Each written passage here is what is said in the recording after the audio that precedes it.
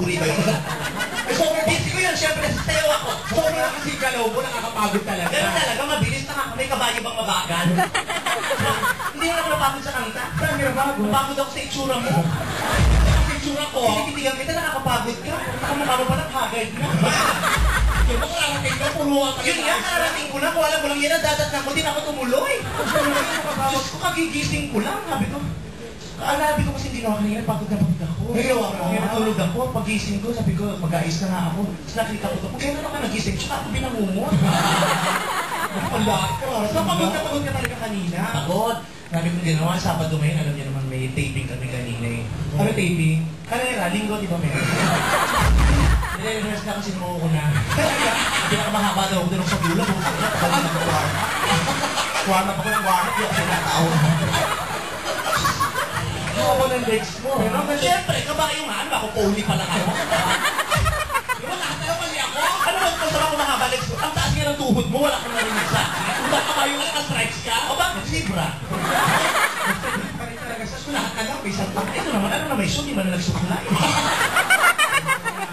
Diyos Groban? Ikaw, ganda-ganda mo ngayon. Talaga maganda ako dahil nauna mo nang nakita to. Yung lahat ko buhay pa, pero yung itsura mas una pang nakremate sa asawa ni Ted Pailo. Gusto ko naisip kaibigan tayo. Kaibigan ulit, di nga ka tayo accept sa Friendster, no? Friendster ka, kabayo? Oo. Wala ka na eh, ba't nagpaad ka? Yung invite mo hanggang pending pa din. Chip pa din yung Friendster, Facebook na nga ako. Hello, ang mga friends ko doon, no? Hello. Sino-sino? Mga hinete, hindi ko sila lang. Hoy! Friend ko doon si Brad Pitt at si Angelina Jolie, no? Oo. Sure mo naman. Nag-message nga sa akin si Brad, no? Ano sa akin? Please delete your account.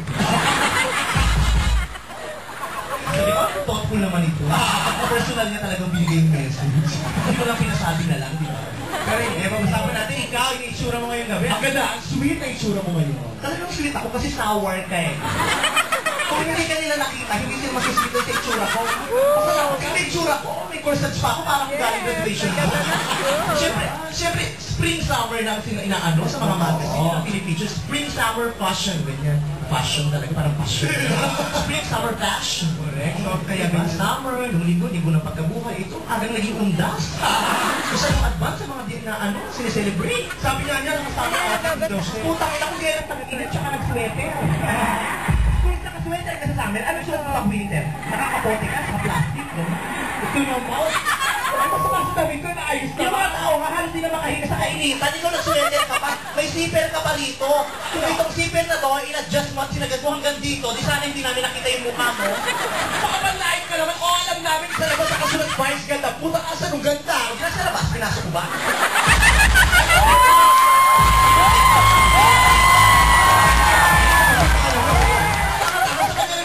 Nabasa ko sa labas, tapos tinanong pa, nasa yung kabit, sa labas, ano ba nabasa?